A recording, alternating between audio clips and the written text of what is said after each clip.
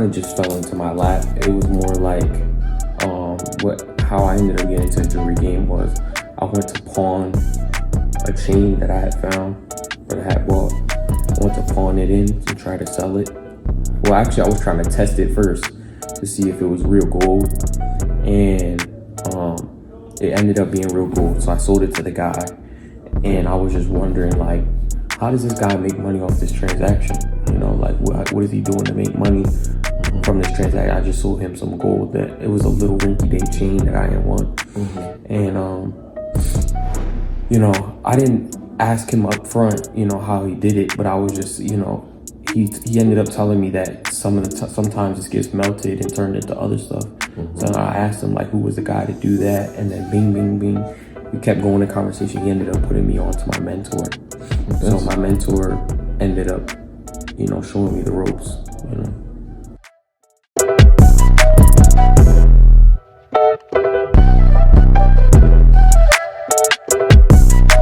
It's a mixture. So yeah, my dad is an entrepreneur. He was an entrepreneur before my mom was.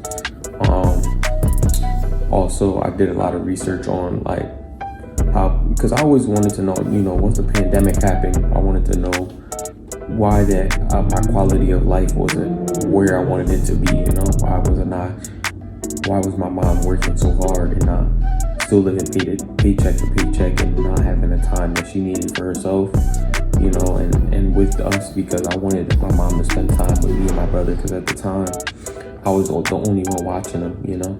I was with him, and me and him were together, and I was basically playing the mom and dad role for him. And I noticed that, like, I wanted it to change, and I wanted there to be, you know, I wanted my mom to have financial freedom. I didn't know that word at the time, but now that I know, I want my mom to be financially free. And so I told her straight up, I was just like, Mom, like, I want to get you to quit your job. And I thought the jewelry business was going to do that for me. But it ended up being that I encouraged my mom so much that she was able to start her own business. And she ended up quitting her job on her own. So I bossed her up. And now she's got a six-figure business in the cleaning industry. So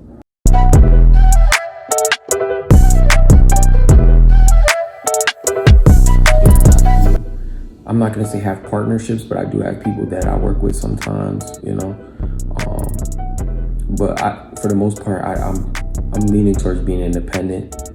I'm still not sure, like, because I had offers to work with big time jewelers, like work for them, employee, but you know, I don't really want to be an employee. I kind of want to be my own boss.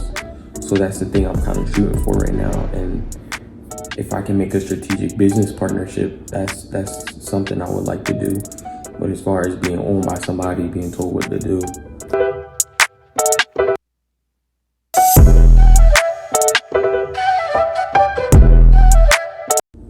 my favorite part is just seeing it all come to life. Like once I'm done designing it on the computer and it's turned into solid, my favorite part is just seeing it become gold and, you know, it's shining and it being polished and everything like that. Because that's when the job is up, you know. You don't have to do anything else after that. The job's it's over. So yeah.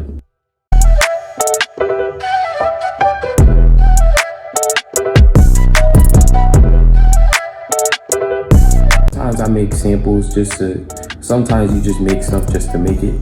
And there's been times where people say, hey, that's fire, I might want that in this size, or can you make it like a different color, or can you make it a little bit bigger?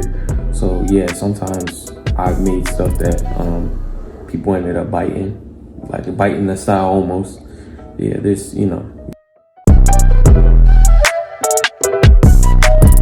Kind of go back and forth in text and in person with the customer. So whenever they like it and it's polished, once I put the finish and polish on it, it's shining in the right places, it's looking good for the customer, then that's when it's usually done.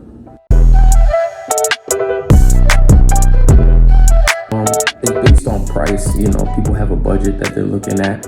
So, you know, I usually use 10 karat, 14 karat, 18 karat, and I don't usually use 20 karat because it's soft, but I could if the customer wanted to. But I try to keep those materials, you know, sometimes I use silver, not too often, but sometimes I do.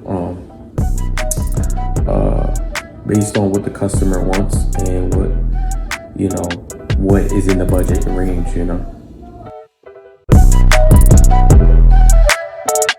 It's a mix of what the customer wants and what I can, because there's an image that the customer might have in their head versus what I think. So we kind of have to meet somewhere in the middle, because the customer might say, hey, I want something done, and it might not be possible. So it's kind of what the customer wants.